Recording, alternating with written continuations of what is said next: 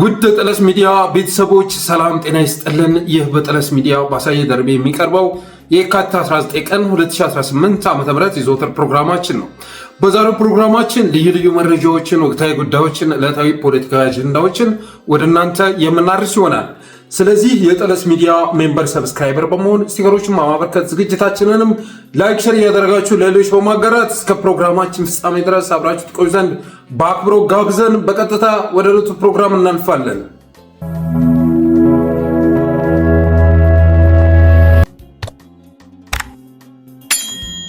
ትናንትና መደበኛ ፕሮግራማችንን አላቀረብንም ነበር። ለዚህ ምክንያቱ ደግሞ የአብይ አማሮች ጠለስ ሚዲያ ላይ ጥቃት ፈጽመው ነበረ እና 5 ቪዲዮ አስወርደውብናል። ለአማራ ሕዝብ የሚጠቅም አስተያየት ነበር የሰጠነው። ሰሞኑን ከወልቃይት ጋር ተያይዞ የሰጠናቸውን አስተያየቶች በሙሉ አስወርደዋቸዋል። ከትናንት ወዳም የሰራነውን ቪዲዮ ጨምሮ 5 ቪዲዮ እንዲወርድ አድርገዋል። እንግዲህ የሚታገሉት ማንን እንደሆነ የምታዩት ነው። የሚታገሉት እነሱ የሚክዳቸው ሌላ ነው፣ የሚጫወትባቸው ሌላ ነው። የሚታገሉት ግን አማራን ነው የሚታገሉት። የአብይ አማሮችም የተባሉት ለዛ ነው። አብይን ተከትለው አማሮችን የሚታገሉ በመሆናቸው የተነሳ ነው። በዚህ መልኩ ግን ከትግል ማስቆም አይቻልም። እንደውም በሌሎች ፕላትፎርሞች በተጠናከረ መልኩ እንድንትመጣ ልታደርጉን ትችላላችሁ። ትግል እንዲቆም የምትፈልጉ ከሆነ ከገባችሁበት መስመር መውጣት ነው አዋጩ ነገር። ዛሬ የተደረገውን ነገር ሰምታችኋል። ያላችሁበት መስመር ከራሳችሁ ጥቅም፣ ጊዜያዊ ጥቅም ባለፈ የህዝብን ጥቅም የማያስከብር መሆኑን ተረድታችሁ መውጣት ነው አዋጩ ነገር። መጨረሻ ላይ እናንተም ትበላላችሁ። እናንተም መበላታችሁ አይቀርም። ሲያበላችሁ የከረመው አገዛዝ መጨረሻ ላይ ይበላችኋል። ስለዚህ ወደ ትክክለኛ መስመር መምጣት፣ ተራርቀን ከሆነ እንድንቀራረብ መሆን ነው እንጂ የሚጠቅመው እስካሁን ድረስ ህወሓት ላይ አስተያየት ስንሰጥ፣ አገዛዙ ላይ አስተያየት ስንሰጥ ያልተፈጸመ ጥቃት ዛሬ ላይ እንዲፈጸም ማድረግ ጠቃሚ አይደለም። ብታውቁ ኑሮ ጉልበታችሁ ነበርኩኝ፣ ብታውቁ ኑሮ ወንድማችሁ ነበርኩኝ። በትክክለኛ መስመርም ላይ እንዳለው ትረዱ ነበር። ባለፈው የሰጠነው አስተያየት ዛሬ ላይ ምን ሆነ? ተፈጻሚ ነው አይደል የሆነው። ስለዚህ ጠለስ ሚዲያ ቁጭ ብላችሁ የምትከታተሉት ሚዲያ እንጂ ጥቃት የምታደርሱበት መሆን አልነበረበትም ነበር። የሆነ ሆኖ ከጥቅም ውጭ አድርገውታል። ጠለስ ሚዲያን ከጥቅም ውጭ አድርገውታል፣ እንዳይሰራም አድርገውታል። ጣል አይደለም ለስቱዲዮ ለምን ለመሳሰሉት እንኳ ወጪ እንዳይሸፍን ማድረግ ችሏል። ስለዚህ የጠለስ ሚዲያ ቤተሰቦች ድጋፍ ማድረግ ይጠበቅባችኋል። ለቀጣይ 3 ወራት ድጋፍ ማድረግ ይጠበቅባችኋል። ሜምበር በመሆን ስቲከሮችን በማበርከት ሌላ አማራጭም ኢቭን ማለት ነው። እስካሁን ድረስ ጠለስ ሚዲያ በዚህ በኩል ድጋፍ አድርጎ ብሎ ለማለት ዜና አካውንት ምናምን ፔፓል ምናምን የሚባሉ ነገሮች ራሱ እንዴት እንደሚከፈቱ መረጃው የለንም። እኛ ትኩረት አድርገን ስንሰራ የነበረው ትግሉና መረጃው ላይ በመሆኑ የተነሳ ያንን እንኳን ያመቻቸንበት ሁኔታ አልነበረም። ስለዚህ በዚህ ጉዳይ ላይ ብታግዙንም ደስ ይለናል። በተረፈ ግን በትናንትናው ዕለት 5 ቪዲዮ ጠዋት ላይ እንዲወርድ ተደርጓል። ተደራሽነቱም እንዲቀንስ ስለተደረገ ላይክ ሼር ኮሜንት በማድረግ ተደራሽ እንዲሆን ታደርጉ ዘንድ ማሳሰብ እወዳለሁ።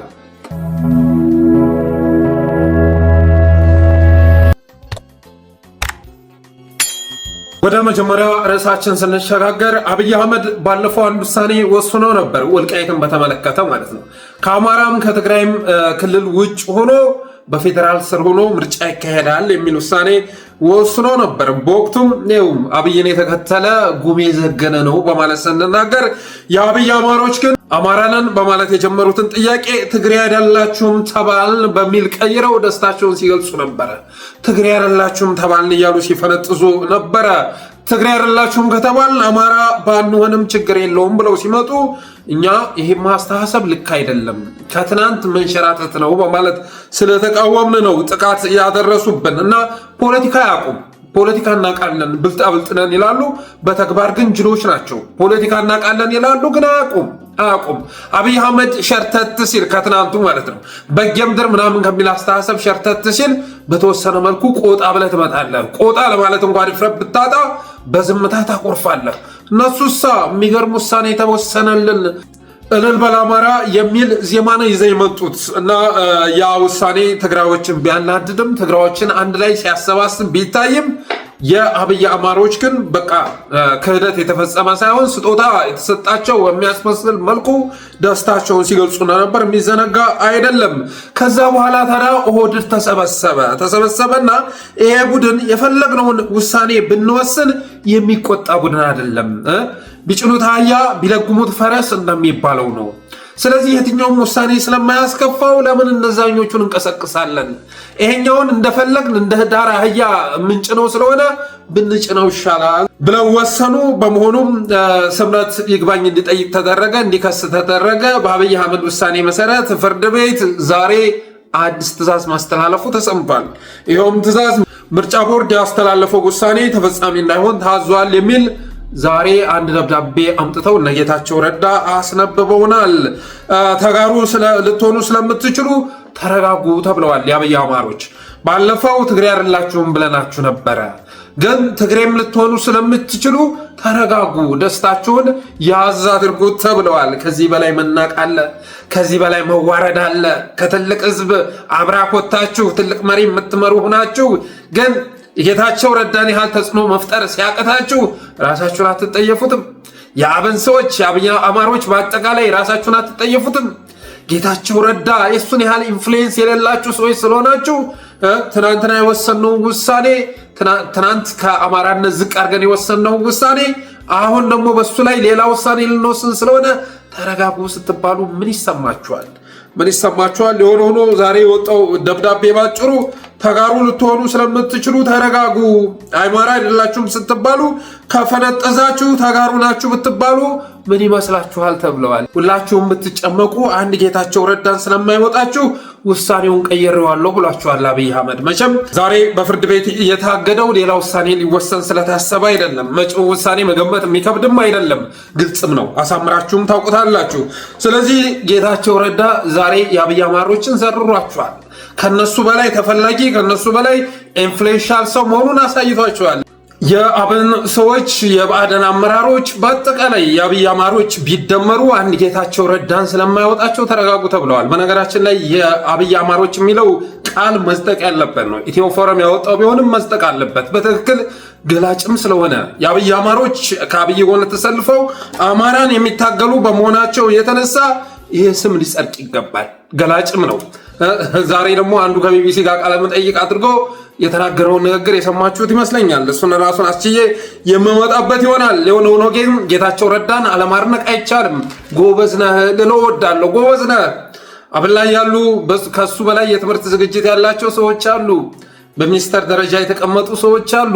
ስም አንጠራም፣ ስም በመጥራታችን ስለሆነ ባለፈውም 5 ቪዲዮ ያስወረዱት ማለት ነው። እና አብንም ውስጥ አሉ፣ በአደን ውስጥ የአገር ጉጅል ያለ ያ ሁሉ ተጨምቆ ግን የስምረት አመራር የሆነውን ጌታቸው ረዳን ስለማያክሉ ዛሬ የነጌታቸው ጥያቄ መልስ አግኝቷል። በቀጣይ ደግሞ ሌላ ውሳኔ እንደሚያስወስኑ የሚያጠራጥር አይደለም። ምክንያቱም እኒኞቹ ተንቀዋል፣ የተናቁ ናቸው። የትኛውም ውሳኔ ቢወሰን ወዳቸው እስከ ሞላ ድረስ የአብይን ውሳኔ ተቀብለው አማራ ላይ ከመዝመት የማይመለሱ መሆናቸውን ስላረጋገጠ አብይ አህመድ ትናንትና አማራ ናችሁ እያልኩ ሳጃጅላቸው ነበር። ዛሬ ትግራይ አይደላችሁም ስላቸው ደስ ብሏቸዋል። ነገ ደግሞ ትግራይ ናችሁ ብላቸውም አመራር እስካደረኳቸው ድረስ ችግር የለውም በሚል አስተሳሰብ ነው አብይ አህመድ ወደ ታይ ሸርተት ብሎ የመጣው። እስኪ ተመልከቱ ጌታቸው ረዳ ያወጣውን መግለጫ ስምረት ላይ ማለት ነው። በቀጣይ ከምርጫ ሁሉ ራሴን ላገል እችላለሁ በማለት እኮ ነው ጌታቸው ረዳ የመጣው። እንደዚህ አይነት ቆፍጠን ያለ መግለጫ ማን ሊያወጣ ይችላል?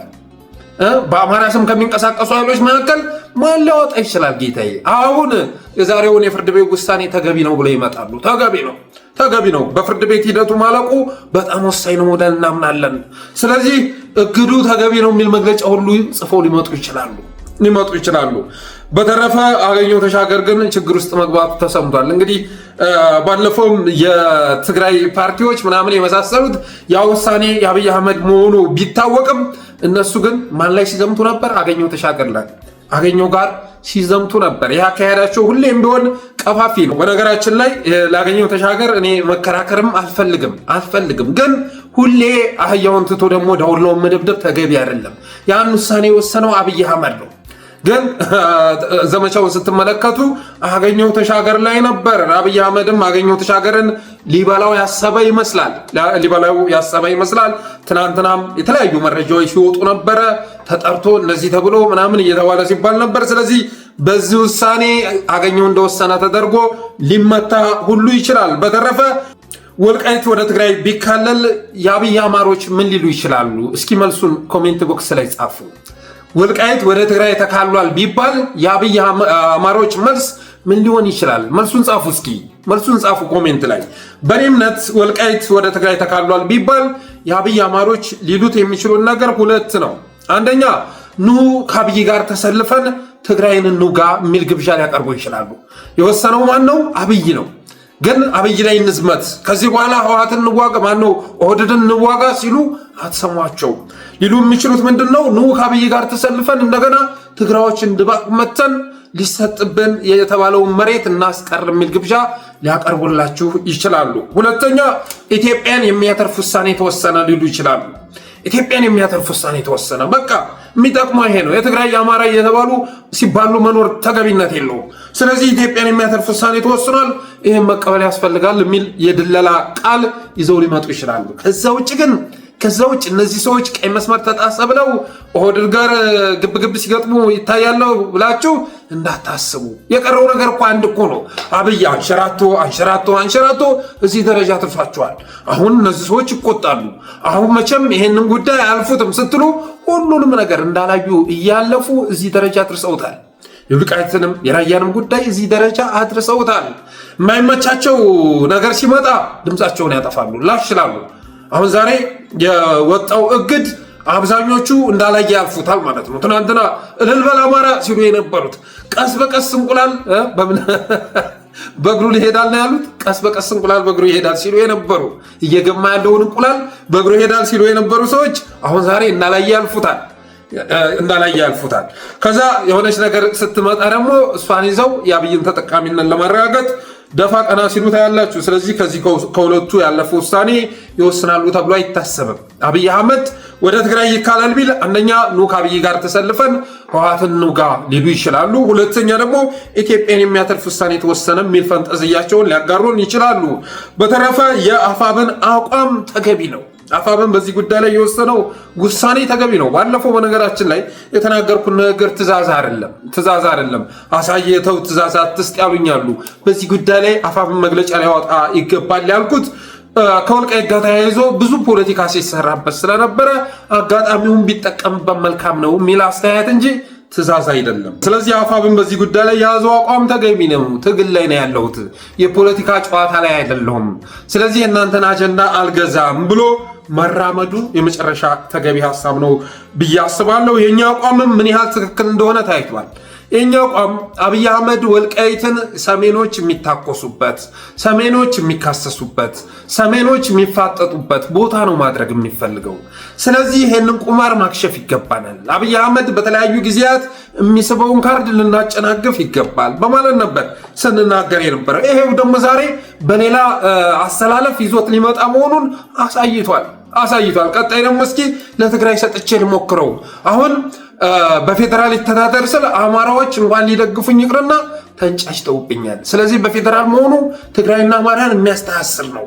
ትግራይና አማራን የሚያስተሳስርብኝ ስለሆነ ሁለቱም ተቀናይተው ሊዘምቱብኝ ስለሆነ እስኪ ወደ ትግራይ ልስጣቸው። አማራ ብነጥቀውም ስልጣን ላይ ያስቀመጥኳቸው ሰዎች ፖለቲካው ውስጥ የሚሳተፉት ኃይሎች ወዳደሮች ስለሆኑ ምንም ስለማይመስላቸው እስኪ ለትግራይ ልስጥ ብሎ ነው አሁን አብይ አህመድ የመጣው። ስለዚህ ይህንን መናገራችን ያንን አቋም መያዛችን ተገቢ ነው ብዬ አስባለሁ። ትግራዮችም ነፍስ ብታውቁ ጥሩ ነው። የትግራይ ወንድሞቻችን ነፍስ ብታውቁ ጥሩ ነው። አብይ አህመድን ከሱ ጋር በመለጠፍ የምናሳካው ህልም የለም። እነ ጌታቸውን ትናንት ሸምጥጧቸው ነበረ። በአማራ በኩል ያለው አቀባበል ምንም ፋይዳ የሌለው እንደሆነ ለፖለቲካዊ ትርፋማነት የማያመጣለት መሆኑን ስለተረዳ እንጂ አቋሙን የቀየረው አብይ ትናንት ሸምጥጧቸው ነበረ።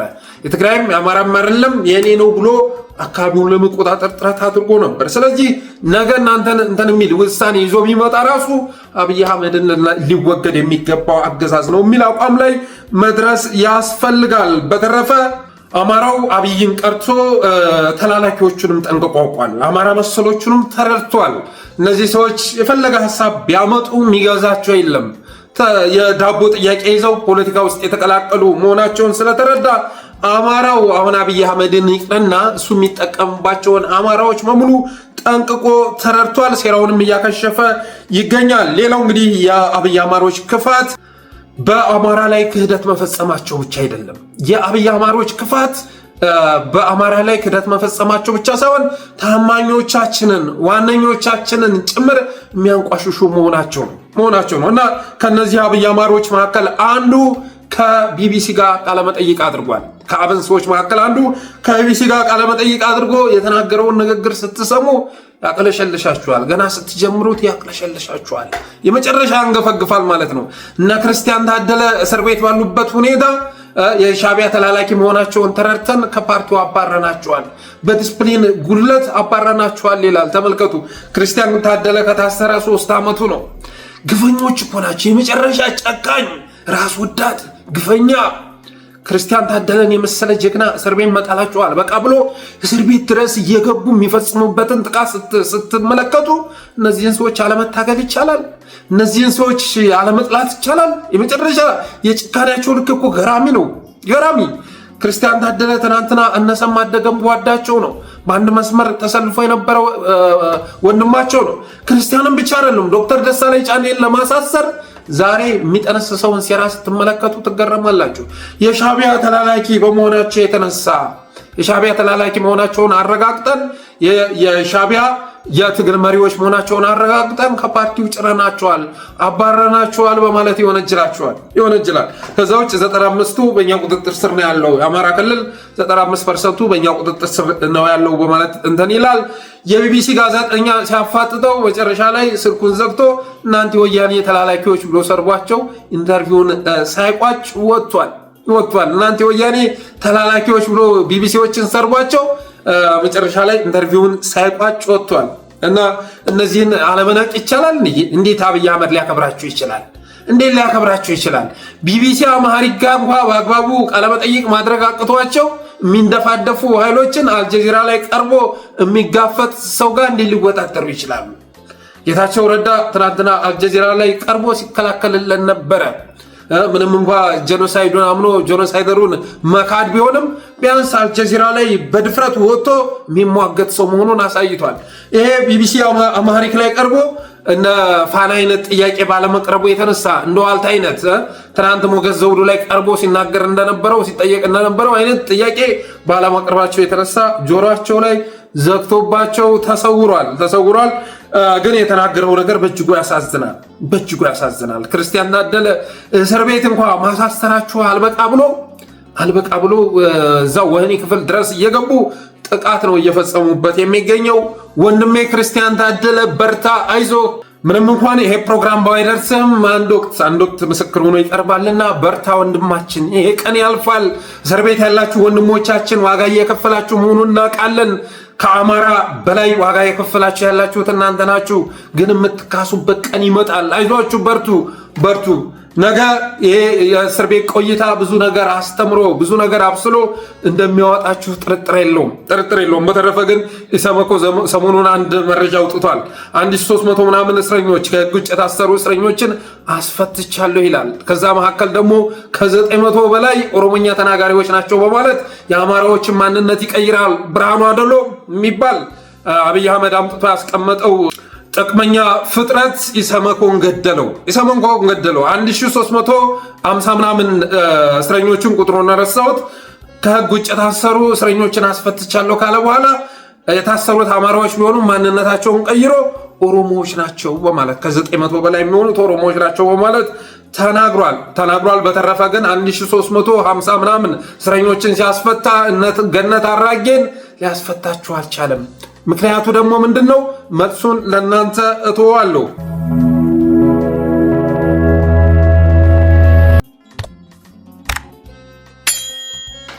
ሁለተኛ ርዕሳችን የብልጽግና ጉባኤን በተመለከተ የደረሰ መረጃ ነው። በቁልፍ ጉዳዮች ላይ የተወሰነው ውሳኔ አንድ ወዳጃችን የመረጃ ምንጫችን አድርሶናል። የብልጽግና ጉባኤና ወሬዎቹ ይላል። 2 ቀን ተኩል የፈጀው የብልጽግና ስራ አስፈጻሚና ማዕከላዊ ኮሚቴ ስብሰባ የተነሱ አንኳር ነጥቦች ይላል። አንደኛ፣ በኢትዮጵያ ምድር አዲስ ትርክት መፍጠር ችለናል የሚለው ነጥብ ነው። የፈጠርነው አዲስ ትርክት በኢኮኖሚ፣ በፖለቲካ፣ በማህበራዊ፣ በታሪክና በጂኦፖለቲካ የኃይል አስተላለፍ ወዘተ ትርክቱን ቀይረነዋል ተብሏል። ሀገሪቱ በልጽጋለች፣ ዓለም ተደምሟል። ይህ ንግግር የትርክት ለውጥ አምጥተናል ሲል በአጭሩ ኢትዮጵያን ከነባር መሰረቷ ከቆመበት አማዶች በማላቀቅ እኛን የምትመስል እምነት አልባ ባህልና ወግ አልባ አድርጌያለሁ ማለት መሆኑ ነው ይላል። የሚያስተሳስሯትን መንፈሳዊ ማህበራዊና ባህላዊ እሴቷን ንደነዋል ማለት መሆኑ ነው ይላል። ሁለተኛ፣ አማራ ክልልን በተመለከተ የተወሰነ ውሳኔ ነው። አማራ ክልልን በተመለከተ ራሳችሁን ቻሉ፣ መከላከያ የእያንዳንድ ካድሬ ቤት አይጠብቅም፣ ትልቅ ሀገራዊ ግዳጅ አለብን፣ በአማራ ያለውን ሽፍታ በራሳችሁ ጠብቁ፣ ከእንግዲህ ወረዳዎችን ለመጠበቅ መከላከያ እናሰማራም፣ ወይ ወጥራችሁ ስሩ፣ ካልሆነም ለቃችሁ እነሱን ሽፍቶቹን ማለት ነው፣ የነሱ ቃል አጠቃቀም ነው፣ ሽፍቶቹን ተቀላቀሉ፣ ለሽፍታ ብለን መከላከያ እናሰማራም። አሁን ያለው ሽፍታ ነው። መከላከያ ወደ ሽፍታው ሳይሆን ወደ ስትራቴጂክ ጠላታችን ነው ውጊያ የሚያደርገው ብሏል አብይ አህመድ። ስትራቴጂክ ጠላታችንን ስናጠፋ የአማራውም ሽፍታ ትጥቁን፣ ስንቁን፣ መሪውን፣ ሪዮት የሚቀርጽለትን አለቃውን ስናጠፋበት በራሱ ይደርቃል። ምንጩን አድርቀን ስንመለስ የአማራ ሽፍታ ባለበት ከስሞ ሟምቶ ይጠብቀናል ብሏል አብይ አህመድ። ያው እንግዲህ ይሄ እነሱ አነጋገር በመሆኑ የተነሳ ነው እንጂ አፋብን እንደውም ትናንት በተበጣጠሰ መልኩ ሲንቀሳቀስ ነበር አይደለ? ዛሬ ወጥ ድርጅት መስርቶ ከቀጠናው ኃይሎች ጋር እየሰራና እያደገ መሆኑ የሚካድ አይደለም። ሶስተኛ ውሳኔ የአመራር አጠቃላይ ሁኔታን በተመለከተ ነው። አመራሩን ሐራስ ለማድረግ አብይ ሙከራ አድርጓል። እያንዳንድ አመራር ምን እንደምታደርግ አውቃለሁ፣ ሁሉም የምታወራው ሪከርድ እጅ ላይ ነው ያለው፣ ስልክ ጥላችሁ ራቅ ብላችሁ ብታወሩም ሁላችሁንም የምታደርጉትን እናውቃለን፣ አድፍጣችሁ በሁለት ታርጋ የምትጫወቱ ተጠንቀቁ ብሏችኋል። እንደለመዳችሁት ሌላ ኃይል ሲመጣም ከሚመጣው ጋር ተመሳስላችሁ ለመቀጠል ያሰባችሁ ሰዎች ሁላችሁንም አውቃችኋለሁ። ብታስቡበት ይሻላል፣ ወይ እኛን ወይ ጽንፈኛውን ምረጡ፣ በሁለት ካርድ አትጫወቱ በሚል ሁሉንም አመራር ባይኑ እየገላመጠ በማስፈራሪያ እያንገራገረ ሲያስፈራራ መሰንበቱን አረጋግጠናል ይላል የደረሰ መረጃ። አራተኛ፣ ጦርነትን በተመለከተ ነው። ጦርነቱን በተመለከተ እኛ የምንፈልገውን ነገር ለማግኘት ተዘጋጅተን ለመጠበቅ ሰርተናል። ከወትሮው ዝግጁ ነን፣ በቂ ዝግጅት አድርገናል። በሰላም ከሰጡን አንዋጋም፣ ባህር በሩ መሆኑ ነው። አሁንም እየተዘጋጀን ነው። የምንዘጋጀው ኃይላችንን በማሳየት በማስፈራራት ወደባችንን እንዲሰጡን ለማድረግ ነው። የምንፈልገውን ከሰጡን አንዋጋም፣ አይካሉ ግን ውጤቱ ግልጽ ነው። አሸናፊዎቹም እኛ ነን። ኃይላችንን ብናስጠጋም ላንዋጋ እንችላለን በሚል ውጊያውን ክፍት አድርጎ ሊጀመርም ላይጀመርም ይችላል በሚል አይነት አስቀምጦታል ይላል። አምስተኛ፣ ምርጫን በተመለከተ ነው። አስተንጋጭ ነገር ነው የተናገረው። ምርጫን በተመለከተ በንግግሩ የምርጫውን ውጤት 100% ውጤቱን አረጋግጦታል። ማሳያዎቹን ላስቀምጥ። በሚደረገው ምርጫ 25% በአስገዳጅ ሁኔታ ተቃዋሚዎች በክልል ምክር ቤትና በፌዴራል ፓርላማ ይገባሉ። በስራ አስፈጻሚውም በተመሳሳይ 25% ይገባሉ።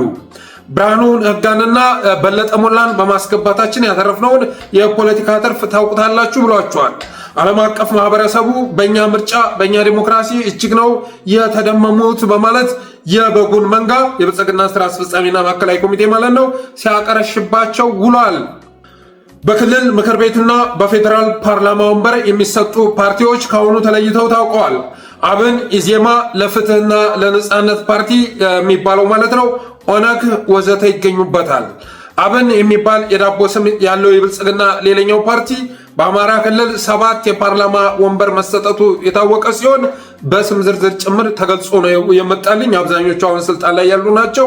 ጎጃምም ላይ እነዚሁ ለጊዜው ስማቸው እዚህ ላይ ያልተጠቀሰ 2 ሰዎች ፓርላማ እንደሚገቡ ታውቋል።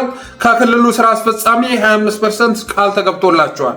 በነገራችን ላይ የአብኑ ፕሬዝዳንት የሆኑ ማለት ነው በሚወዳደርበት የራያ ቆቦ የምርጫ ክልል ብልጽግና ለፓርላማ እጩ የማያቀርብ ሲሆን አብን በበኩሉ ራያ ቆቦ የምርጫ ክልል ለክልል ምክር ቤት ባለመወዳደር ለብልጽግና እንዲለቅ ተወስኗል። ታዲያ ይሄ የምርጫውን ውጤት ቀድሞ ከማረጋገጥ በላይ አይደለምን ይላል። አብይ ምርጫውን በግልጽ ውጤቱን አረጋግጧል። ተፎካካሪ ፓርቲዎች ከውድድሩ በፊት 25% የተረጋገጠ ውጤት የተሰጣቸው አንድም ሽፋናቸው ተቃዋሚ ሆነ እንጂ የብልጽግና አሽከሮች በመሆናቸው ሲሆን፣ ሁለተኛው ምክንያት ግን ቀድሞ ውጤቱ የታወቀ ምርጫ ሊካሄድ ሆኖ ሳለ ዓለም አቀፍ ማህበረሰቡን እውነተኛ ምርጫ አድርጌያለሁ በማለት ለማታለል የታሰበ ስለሆነ ነው ይላል። ባለፈው በዚህ ጉዳይ ላይ እኔም መረጃ አድርሼ ነበር። 70-30 የሚል መረጃ ነበር የደረሰኝ። አሁን ላይ 75-25 ሊያደርግ አብይ አህመድ ማቀዱን የሚገልጽ መረጃ ተልኮልናል። በቀጣይ አብይ አህመድ በተቃዋሚ ስም የራሱን ሰዎች በአብን ስም በኢዜማ ስም ይሄ ነፃነት ምናምን የሚባል አለ፣ ሃይማኖታዊ ፓርቲ ነው። እሱም በመጠቀም የራሱን አባሎች ደግሞ በተቃዋሚ ስም ሊያስገባ ማሰቡን የሚገልጽ ነው። የኢህአፓ ጉዳይ አሁንም ጫጫታው ተጠናክሮ ቀጥሏል። በአጭር ጊዜ ውስጥ እንደ ፍንዳታ ነው እኮ አይታችኋል። እንደ ጉድ ነው በቃ መግለጫ ሚዲያው ምኑን ተቆጣጠሩት። ስለዚህ ምክንያቱ ደግሞ የአገዛዙ የሳይበር ሚሊሻም እየሰራላቸው በመሆኑ የተነሳ ነው። በታሪክ ኢህአፓ የሚባል ፓርቲ እንዳታምኑ። ባለፈው የፓርቲው ምክትል ፕሬዚዳንት ፋና ላይ ቀርቦ ቃለመጠይቅ ሲያደርግ አይታችኋል። አማራ የለም አማራ ክልል የሚባል አናውቅም ከማለትም አልፎ የኤርትራን ሀገርነት አንቀበልም ይላል። የኤርትራን ሀገርነት አንቀበልም። እንደዚህ አይነት አስተሳሰቦች አማራ ተብለው የተወገዙ ናቸው። ስለዚህ እኛ አማራ ክልልን ማስከበር ያልቻለ አማራ ህዝብ አሁን ላይ አገር አልባ የተደረገ የኢትዮጵያን ህልውና ማረጋገጥ ያልቻለ የአማራ ህዝብ አሁን ኤርትራ ፖለቲካ ውስጥ ገብቶ የሚያዳክርበት ሁኔታ የለም። ኤርትራ ፖለቲካ ውስጥ ገብቶ የሚያዳክርም ፓርቲን ሊደግፍ አይችልም እና በአማርኛ የሚናገር ሁሉ አማራ ነው የሚል አስተሳሰብ አላቸው። በተለይ ደግሞ በኤርትራ በኩል አማርኛ የሚናገር ሁሉ አማራ ይመስላቸዋል። ስለዚህ የኤርትራን የሀገርነት አንቀበልም በማለት ኢህአፓ ሲገልጽ አማራ የተናገረው አድርጎ መረዳት ልክ አይደለም። አማራም ደግሞ እንደዚህ አይነት አስተሳሰብን አይጋራም በዚህ ዘመን። ምክንያቱም በኢትዮጵያ ተንቀሳቅሶ የመኖር መብቱን የተገፈፈ ህዝብ፣ ኢትዮጵያ ላዩ ላይ እንድትፈርስ የተፈረደበት ህዝብ ስለ ኤርትራ የሚያወራበት ሁኔታ ሊኖር አይችልም። ግን እንዳያችሁ ደግሞ የኢህአፓን የማስተዋወቅ ሰፊ ስራ እየተሰራ ይገኛል። ኢህአፓን ብቻ ሳይሆን እነሱን ተጠቅመው ደግሞ ምርጫውን የማስተዋወቅ ስራ እየተሰራ ነው። አማራዬ ዋነኞቼን ወቅ፣ ልጆቼን ወቅ። እነ መስከረም አበራን እስር ቤት አዘግተህ እነ ገነት አስማማውን እስር ቤት አስገብተህ ስንቶች እህቶች ደግሞ አሁንም ሚዲያ ላይ ሲጮሁ የሚውሉትን ነገር አንድስ የመታ ስላነበነበች ጭንቅላት ላይ አውጥተህ ልታስቀምጣት አትሞክር። ሰዎችን ለማድነቅም ለመፈጥፈጥም መቸኮል ልክ አይደለም። በልኩ ማስተናገር ነው ጥሩ። በልኩ እስር ቤት የገባች ልጅህን መስከረም አበራን ዘንግተህ ቤተሰቦቿን አንድ ቀን እንኳን ሳትጠይቅ ዛሬ መታ እችኛዋ የ2 ደቂቃ ንግግር አደረገች ብለህ መቤቴ ምናምን እያከታቀፈ መዞር ልክ አይደለም።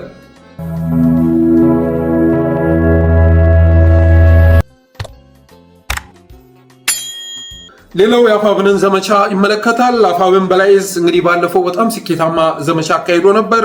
አፋብን በላይዝ በይሳው ካሳ 2ኛ ኮር አለፋ ወረዳን ሻውራን ተቆጣጥሮ ያስመዘገበው ድል በዝርዝር ወጥቷል። 231 ማካተሙ ከ231 መካከል ደግሞ አመራሮች፣ የፖሊስ ኮማንደሮች ጭምር እናሉበት ታውቋል። 53 እጅ ሰጥቷል። 67 ቁስለኛ ሆኗል።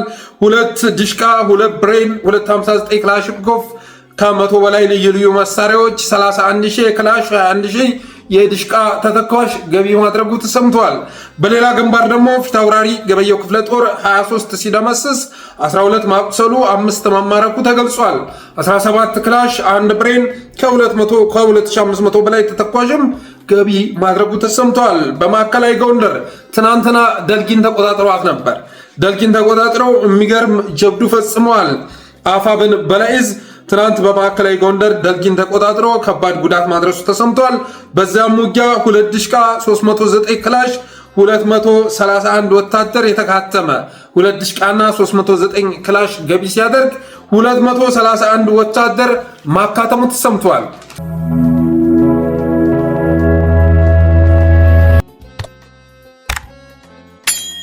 ሌላው በአርኤስኤፍ መሪ መሐመድ ሐምዳን ደጎሎ እና አቡሉሉን ጨምሮ ሁለቱን አመራሮች ጨምሮ በ4 አመራሮች ላይ የመንግስታቱ ድርጅት የጸጥታው ምክር ቤት ማዕቀብ መጣሉ ተሰምቷል። ባለፈው አሜሪካ በ4 አመራሮች ላይ ማዕቀብ ጥላ ነበረ። ያንን ተከትሎ በአርኤስኤፍ መሪው መሐመድ ሐምዳን ደጎሎ እና አቡሉሉ ማለት አልፋሽር ላይ የተካሄደውን ዘመቻ የመራና በርካታ ንጹሃን ሲገድል የሚያሳይ ቪዲዮ የወጣበት አረመኔ ነው። ምናልባትም የነ ብርሃኑ ጁላ የነ ሹማ አብደታ እኩያ ተብሎ ሊገለጽ የሚችል ነው። የነ መሐመድ ተሰማ እኩያ እና መሐመድ ደጎሎን ጨምሮ አቡሉሉ 4 አመራሮች ማዕቀብ እንደተጣለባቸው ተሰምቷል። ሄሚቲ ባለፈው ከሀገር ወጥቶ ንግግር አድርጎ ነበር። በዛም ንግግሩ ላይ እየተዋጋን ያለነው ኢስላሚክ ስቴት እንዳይመሰረት ነው በማለት ተናግሯል። እስልምናን ይዘው ወደ ስልጣን መምጣት የሚፈልጉ ኃይሎች እነሱን ነው እየተዋጋን ያለነው። እኛ ለስልጣን አይደለም እየተዋጋን ያለነው።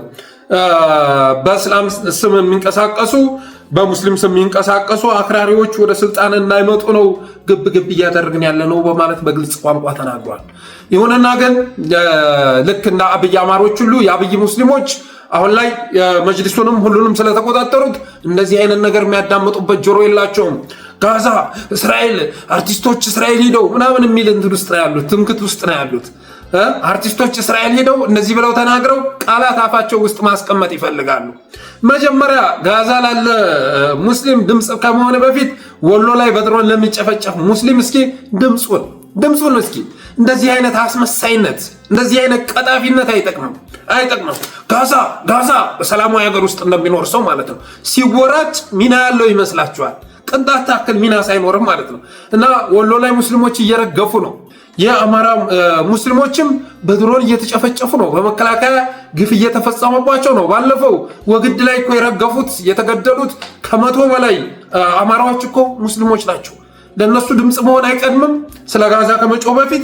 ከዛም ደግሞ ዓለም አቀፋዊነት ምናምን አለው የሚትለው ነገር የሚሰራ ከሆነ አብይ አህመድ ጋር የሚሰራው መሐመድ ሐምዳን ደገሎ የተናገረውን አልሰማህም ወይ? የአብይ አህመድ ዋና አላያንስ የሆነው አብይ አህመድ ድሮን የሚያቀብለው የድሮን ተተኳሽ የሚያቀብለው ከባድ መሳሪያ እየጫነ ወስቶ የሚሰጠው አሶሳ ቤኒሻንጉል ላይ የጦር ቤዝ የሰጠው መሐመድ ሐምዳን ደገሎ የተናገረውን ነገር ሰምተሃል አይደል? ምዕራቡ ዓለም ውስጥ ለመግባት የነሱን አንጀት ለመብላት የተናገረው ንግግር ለአንተ ጆሮ የሚጥም እንዳልሆነ ታውቀዋለህ። ኢስላሚክ ስቴት ይዞ ሊመጣ ስለሆነ ነው ሰውየው እየታገል ያለ ነው። እስልምናን ይዞ ወደ ስልጣን የሚመጣ ኃይልን እንታገላለን በማለት ነው የተናገረው። እኔ የትኛውም ሃይማኖትን ይዞ የትኛውም ፖለቲከኛ ወደ ስልጣን መምጣት አለበት ብዬ አላስብም። ግን አንተ አክራሪ የምትጫወተው ሰውዬ ይህን ርዕስ ማድረግ አልቻልክም። ምክንያቱም የአብይ አጀንዳ አራጋቢ መሆን ይታወቃል።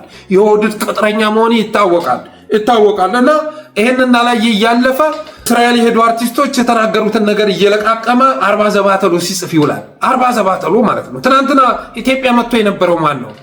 ትናንት መጥቶ የነበረው? ትናንት ከተከሰተው ነገር አብይ ከተቀበለው በላይ አርቲስቶቹ ሂደት ያደረጉት ነገር አለ። አንተን እያስፈቀዱ ወደሚፈልጉት ቦታ መሄድ አለባቸው። እኔ ለፌስቲቫል ጋዜጠኛ የመከራከር ፍላጎት የለኝም። እንደፈለግ ብትረግጣቸው ግድ አይሰጠኝም። ግን አስተሳሰብ ስለሚገርመኝ ነው። የአማራ ሙስሊም እየተጨፈጨፈ ጋዛ የጋዛ ወኪል የጋዛ ጠበቃ ሆነ ስትከሰት ስለማይጥም ነው፣ ለአድማጭ ስለማይጥም ነው።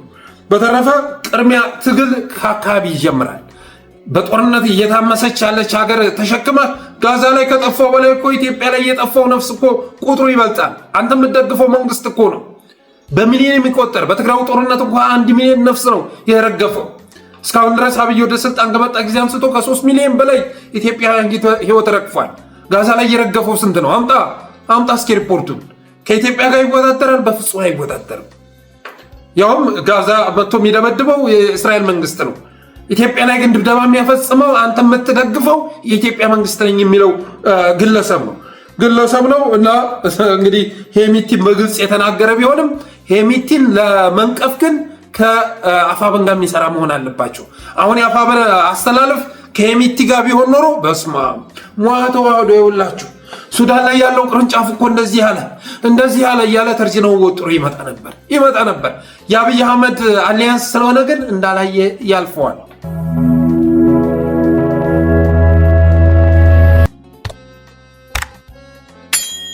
የአብይ አህመድ ሪል ስቴት ይመለከታል። የአብይ አህመድ ሪል ስቴት በአፍሪካ አንደኛ ደረጃ ላይ ተቀምጧል። በካፒታል መጠኑ በሚሰራውም ስራ አንደኛ ደረጃ ላይ መቀመጡን የደረሰ መረጃ ያመለክታል። ገበያውን ተቆጣጥሯል። በአዲስ አበባ ያሉ ክፍት ቦታዎችን በአጠቃላይ በጨረታ ከእጁ ማስገባቱም ተሰምቷል። ከአዲስ አበባ እስከ ዱባይ ድረስ የዘረፋ መዋቅር ገንብቶ ኢትዮጵያን እየበዘበዛት መሆኑን ለጠለስ የደረሰው መረጃ ያመለክታል። የጠቅላይ ሚኒስትር አብይ አህመድ የግል ንብረት የሆነው ሪል ስቴት የአዲስ አበባ ክፍት ቦታዎችን እየወሰደ ይገኛል ይላል። ጥሩ ቦታ ከሆነ ነዋሪ ቢኖረውም ግድ የለውም። ነዋሪዎቹን በኮሪደር ሰበብ ወይም በመናፈሻ ሰበብ አፍርሶ ሪል ስቴት ይገነባበታል። አብይ በዓለም ወደር የሌለው ቤተመንግስት እየገነባ ነው እና እርሱ የጫካ ፕሮጀክት ይለዋል ይህንን ቤተመንግስት እና እየገነቡ ያሉት ነዋሪዎችን ያለምትክ አፈናቅለው ነው። ከቤተመንግስት ራቅ ባሉ አካባቢዎች የእርሱን ድርጅት ኦቪድ የሚባለው ነዋሪዎችን አፈናቅሎ ሪል ስቴት እየገነባ ይገኛል ይላል። በ4 ኪሎ በካሳንቺስ በኮሪደር በፈረሱ ቦታዎች ላይ የሪል ስቴት እና ሌሎች ሪል ስቴቶችን ቦታውን ተቀራምተውታል። ድሃን ጎዳና ተዳዳሪ አድርጎ ቤት መገንባት የአብይ አህመድ ሙያ ሆኗል። አሁን ላይ ይህ ሪል ስቴት በአፍሪካ ደረጃ የመጀመሪያ ደረጃ ላይ ተቀምጧል። በሀብት መጠኑም በአዲስ አበባ ብቻ የተገደበም አይደለም። ዱባይ ላይም በግንባታው ዘርፍ እየተሰማራ እንደሚገኝ የደረሰ መረጃ ያመለክታል። ብልጽግና ሙሰኞችን መዋጋት ያልቻለውም ስለዛ ነው። የሙስና ዋና ኢትዮጵያ ላይ በከፍተኛ ሁኔታ ሙስና እየፈጸመ ያለው አብይ አህመድ መሆኑ ስለሚታወቅ እነ መለስ ዜናዊ በሱ ልክ ሙሰኞች አልነበሩም። እነ ኃይለማርያም ደሳለኝ በአብይ አህመድ ልክ ሙሰኞች አልነበሩም። ስለዚህ ሌሎችን እንኳ የመታገል እድል ነበራቸው በተወሰነ መልኩ። አብይ አህመድ ግን ብልጽግና ውስጥ ካሉ አመራሮች በሙሉ በዚህ ሪል ስቴት ስም ዘረፋ ያካሄደ በትሪሊየን የሚቆጠር በጀት በዚህ ሪል ስቴት ስም እንዲወራረድ ያደረገ ፕሮጀክቶችን መበስጠት ማለት ነው። በመሆኑ የተነሳ ሙሰኞችን መታገል አልቻለም። ሌላው የአፍሪካ አመራር ልህቀት አካዳሚ ሰራተኞች በሙሉ እረፍት እንዲወጡ ተደርገው ግዙፍ የሆነውን የተቋሙ ህንፃ ኤሚሬቶች እንደገቡበት መሰረት ሚዲያ ዘግቧል። ባለፈው ጠለስ ሚዲያ አንድ መረጃ አድርሷችሁ ነበር። ከዛ ጋር የሚገናኝ ነው። የአፍሪካ አመራር ልህቀት አካዳሚ የሚባለው እንግዲህ የመለስ ፋውንዴሽን በሚል ስም ሲጠራ የነበረው መለስ አካዳሚ ሲባል የነበረው እንደሆነ ግልጽ ነው። ከዚህ በፊት በጠለስ ሚዲያ ምን የሚል ፕሮግራም ወደ እናንተ አድርሼ ነበር? ምን የሚል መረጃ አድርሼ ነበር? አየር ኃይሉን ተቆጣጥረውታል። አሁን ላይ የድሮን ኦፕሬተር ብለው የሚሰሩም ጀቶቹን የሚያበሯቸውም ዩናይትድ አረብ ኤሚሬትስ ናቸው። ጠይም መልክ ያለውን አብራሪ አብይ አህመድ አላምንም ብሎ በማለቱ የተነሳ አሁን ላይ ይልማ መርዳሳም አየር ኃይሉን እያዘዘበት ነው ማለት አይቻልም። አየር ኃይሉን የተቆጣጠሩት ዩናይትድ አረብ ኤሚሬትስ ናቸው የሚል ፕሮግራም ወደ እናንተ አድርሼ ነበር። ዛሬ ደግሞ ትናንትና መሰረት ሚዲያ ያወጣው የአፍሪካ አመራር ልህቀት አካዳሚ ሰራተኞች እረፍት አስወጥቶ ቢሮአቸውን እንደተቆጣጠረው ገልጿል። ሰራተኞቹ እረፍታቸውን ጨርሰው መጥተው ሊገቡ ሲሞክሩም በጥበቃ በአዳዲስ ጥበቃዎች መግባት አትችሉም ተብለው ወደ ቤታቸው እንደተመለሱ በመሰረት ሚዲያ ተዘግቧል።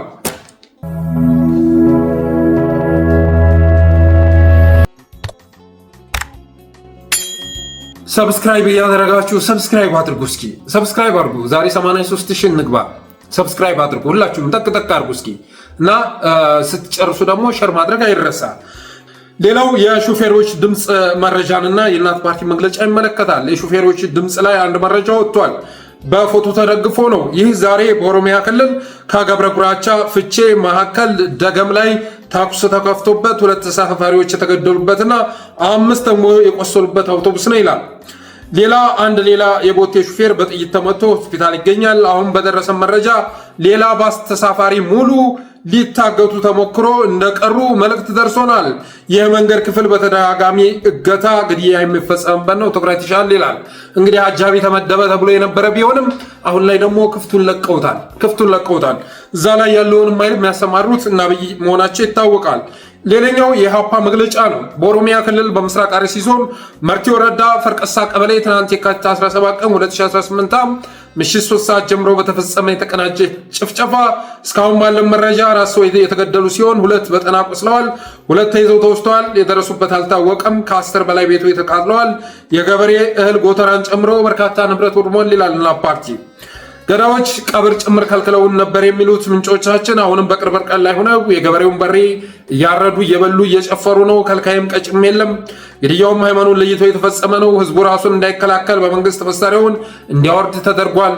እጃችንን አጣጥፈን ሞታችንን መጠበቅ ሆኗል ኑሯችን ብለዋል ነዋሪዎች በማለት እናት ፓርቲ መግለጫ አውጥቷል።